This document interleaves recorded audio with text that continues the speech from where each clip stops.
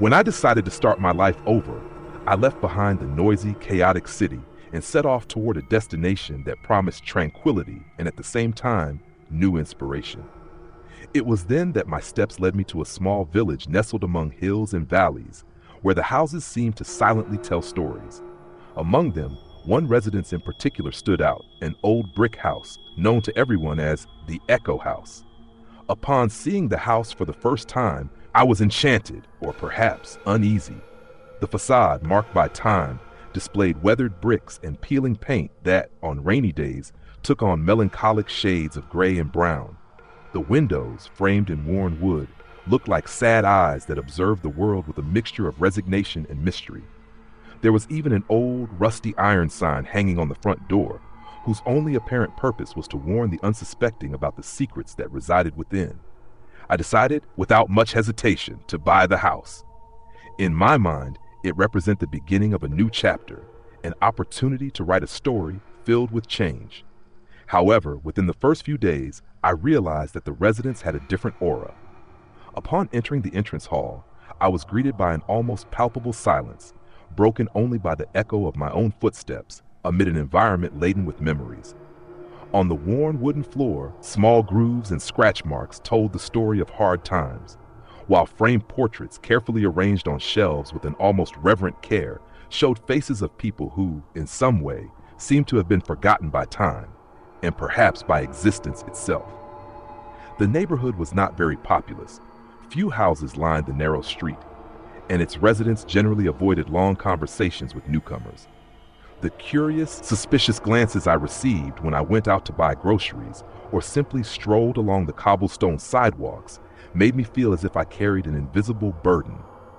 Whispered conversations and discreet nods indicated that, here, old stories were passed down from generation to generation, but no one dared to elaborate too much on what was happening in that house. Still, every subtle remark only fueled my curiosity and my desire to understand the secrets the place held. During the first few weeks, the routine seemed to settle in peacefully, although something in the air always made me feel watched. On clear days, the sun timidly penetrated the dusty windows, drawing whimsical patterns on the worn walls. But it was at night that the true nature of the Echo House revealed itself. On those first nights, while I tried to sleep, I heard distant whispers that seemed to come from every corner, muffled voices blending with the sound of the wind and the gentle patter of rain on the roof. Initially, I attributed it to my imagination or to the effects of the loneliness imposed by my new home. But as the days turned into weeks, the phenomena intensified. I clearly remember one particular night. I was lying in bed, wrapped in blankets, when a soft, almost imperceptible sound reached my ears. A childish laugh, sweet and yet laden with an inexplicable sadness. I felt a shiver run down my spine. I closed my eyes in an attempt to ignore the sound, but the laugh persisted, growing almost insistent, as if someone were trying to communicate with me. At dawn, the room seemed to have lost some of its color, and a thin mist formed at the edges, as if the very atmosphere had been tainted by the lament of that voice. Determined to understand the origin of these strange events, I began to search every corner of the house. Among forgotten drawers and dust-laden cupboards, I found small objects that appeared to have belonged to another era. Letters yellowed by time, miniature toys, and even a leather-bound diary whose pages bore the marks of trembling, desperate handwriting. As I read those entries, I was slowly transported to a distant past, where joy seemed to have been interrupted by an irreparable tragedy. The diary belonged to a woman who, according to the words written within, had been consumed by grief following the disappearance of her daughter. She described, with poignant anguish, the nights when her daughter's laughter echoed through the corridors, as if the little girl were trapped between two worlds, crying out for help. The most disturbing entries mentioned rituals and symbols drawn in dark ink on forgotten walls, and the feeling that time in that place bent and twisted inexorably. Every word I read tightened my heart and set my mind buzzing with unanswered questions. As I delved deeper into the stories contained in the diary, I began to notice that the house seemed to react to every discovery. On sunny afternoons, while reviewing the documents spread out on the old oak table, A faint sound of footsteps would make me glance toward the corridor, as if someone had discreetly passed by. On other occasions, the sensation of an invisible presence accompanied me through the rooms, turning every shadow into a possible threat. The walls, steeped in memories and laments, seemed to pulsate with an energy I could barely comprehend. The transformation occurring within me was subtle yet constant. What had once been mere curiosity turned into an obsession. I began to spend hours in secret, observing the most isolated corners of the house, trying to catch any sign that might indicate the presence of that child who, according to the diary, had never found peace. On one of the most intense nights, while the storm raged outside, I decided to follow a corridor I rarely explored. The air there was heavier, laden with a metallic, damp odor, and the walls bore inscriptions and symbols to which I had never before paid such close attention. In a small compartment, I found an old wooden box secured with a rusty padlock. Curiosity outweighed fear, and with some effort, I managed to open it. Inside, along with faded photographs and personal belongings, there was a delicate ring and a small medal bearing an inscription that read, "Here rests the echo of a love that will never fade." Each discovery plunged me deeper into an abyss of despair and mystery. The Echo House was not just a building, it was a reliquary of pain, of interrupted memories, and of souls that had never found rest. Gradually, I began to realize that although I tried to hold on to reason, there was something that defied human understanding, a force that transcended time and space, keeping the laments of the past alive. During that period, the nights became both my torment and my obsession.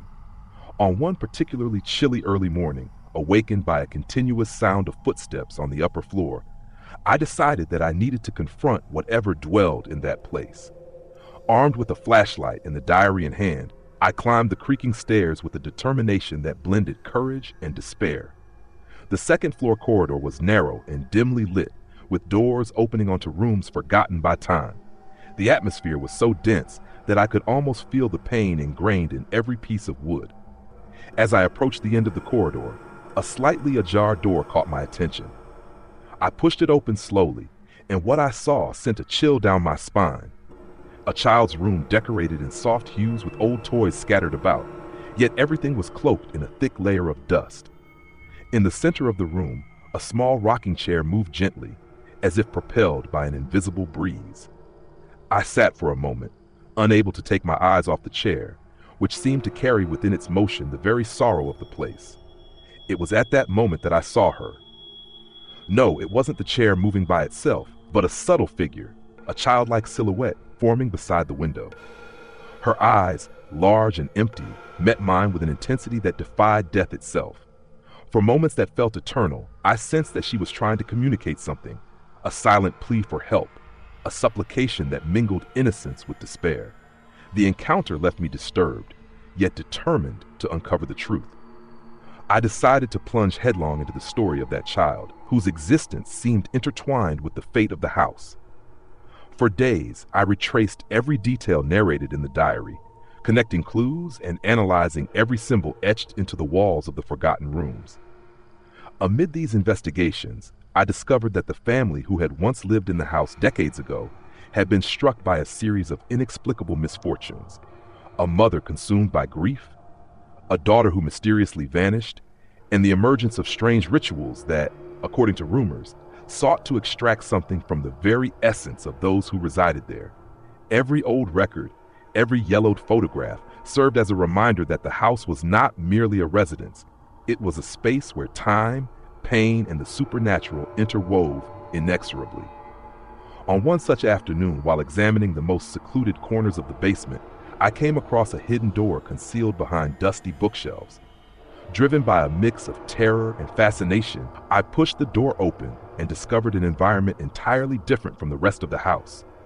It was a small hall whose walls were covered with hand-drawn sketches and inscriptions depicting ghostly figures and arcane symbols.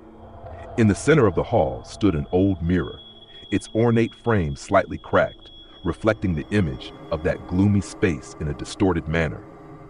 As I approached, I realized that the mirror did not merely reflect my image. Amid my features, a shadow was forming, a presence that seemed ready to emerge from the glass itself.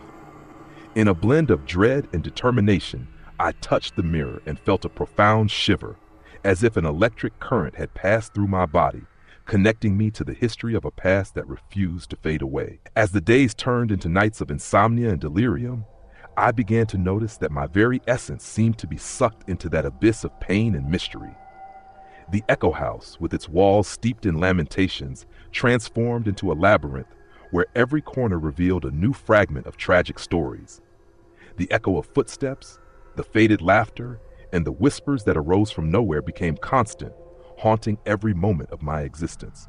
I could no longer tell whether these events were products of my imagination or if the house itself was feeding on my despair. It was on a rainy night, when the sky seemed to be collapsing in tears, that the climax of that journey revealed itself. I decided to perform a ritual of liberation, based on the notes contained in the diary and the clues scattered throughout the house. I gathered the objects I had found: the delicate ring, the mysterious medal, and a handful of candles that still remained from brighter days. And with a trembling voice, I began to intone the words written in that anguished handwriting. Each syllable seemed to resonate against the walls, as if the house itself had absorbed my prayer and was ready to respond. As I intoned the ritual in the small basement hall, the mirror before me began to emit a faint glow, growing in intensity with every word I spoke. Suddenly, an invisible force shook the place, causing the candles to flicker and the symbols drawn on the walls to light up with a pale radiance. I felt that something was moving behind the mirror, a presence growing ever stronger, as if all the souls trapped in that place were crying out for redemption. And then, at the height of that tense moment, the figure of the child appeared again, this time in a clearer and more imposing form. Her eyes, filled with an unfathomable sadness, locked onto mine, while her small hand, cold as ice, caressed the surface of the mirror. For a few moments, time seemed to freeze. The sound of the rain outside, the beating of my heart, and the whispers of the spirits merged into a symphony of despair and outcry. The child, with a voice that blended tears and a silent plea, implored for liberation, an end to the cycle of pain that held her captive. Gripped by a sense of powerlessness and driven by the need to save that lost soul, I tried to conclude the ritual with a final prayer. But what happened next surpassed all expectations. A wave of energy surged through the house with the fury of an ancestral storm. The walls trembled, objects moved on their own, and the echoes of laments became deafening. I felt as if the very floor were opening beneath my feet, sucking my essence into an abyss where time and reality blurred together. I tried to scream, to call for help, but my voice was swallowed by the whirlwind of sounds and sensations. Amidst the chaos, the image of the child drew near, and at that moment, I understood that the Echo House would never allow the secrets of the past to be forgotten or unraveled so easily. When, for a brief moment, the fury subsided, I regained consciousness amidst rubble and shadows. I found myself trapped in a corridor where the door refused to open, as if time itself had sealed off my escape. Outside, the rain continued to fall incessantly, but inside the house, the silence was absolute, heavy and oppressive. The echo of the child, now transformed into a chorus of sorrowful voices, reverberated along every wall, whispering that I had been chosen to carry the burden of all those who had suffered there. In the days that followed that fateful night, my existence became a constant interplay between reality and madness. Visits gradually ceased. The few neighbors who dared to look at me could no longer find the words to describe the terror emanating from my presence. I walked the village streets with the feeling that every glance carried a mix of pity and fear, as if everyone knew that I now belonged to that cycle of despair. I tried by all means to maintain my sanity, but the incessant echoes reminded me every moment that the Echo House had sealed my fate. Every new day was a challenge to discern what was left of me. The house, with its murmurs and shadows, seemed to have merged with my soul, and the presence of the child had become a constant companion, sometimes a distant whisper, sometimes a figure that suddenly appeared at the edges of my vision. I lived in a state of perpetual alertness, unable to find peace, for the lament of that lost soul accompanied me like a curse. On that final night, when the darkness became denser than ever, and the sky seemed to weep for all the imprisoned souls, I felt that my end was near. I sat in the old rocking chair in the main corridor, the very piece of furniture that had so often witnessed the passage of tears and tragic stories. I closed my eyes and let the silence of the house completely envelop me, as the echoes transformed into a continuous murmur, almost like a final prayer. Amid the darkness, the figure of the child reappeared, now with a serene and melancholy expression, as if she had finally found a brief moment of peace. It was in that instant that I understood the truth. The Echo House would never forgive those who dared try to erase its secrets. I had become part of that cycle, a link between the past and the present, destined to perpetuate the laments and loneliness that the residents harbored. As my breathing grew weaker and the sounds around me merged into a silent chorus, I accepted my fate with bitter resignation. My existence slowly dissolved, and the last image I could imprint in my mind was that of the child's sorrowful gaze reflected in the cracked basement mirror. A gaze that blended the end of suffering with the beginning of a new eternity of pain. Now, as I recount these events, I know that the Echo House still stands, immutable and eternal. Its corridors guard secrets that no one has ever dared to fully unravel, and the echoes of past lives continue to resonate in every wall. The neighborhood carries on its daily routine with a silent dread, aware that certain places bear deep marks, impossible to erase with time. I, who was drawn to the mystery and ended up losing myself in its labyrinth of shadows, leave behind a warning. There are stories that, once awakened, find no rest, and the Echo House is living proof that the past, with all its pain and lament, will never cease to exist. Thank you for watching. Please subscribe for more.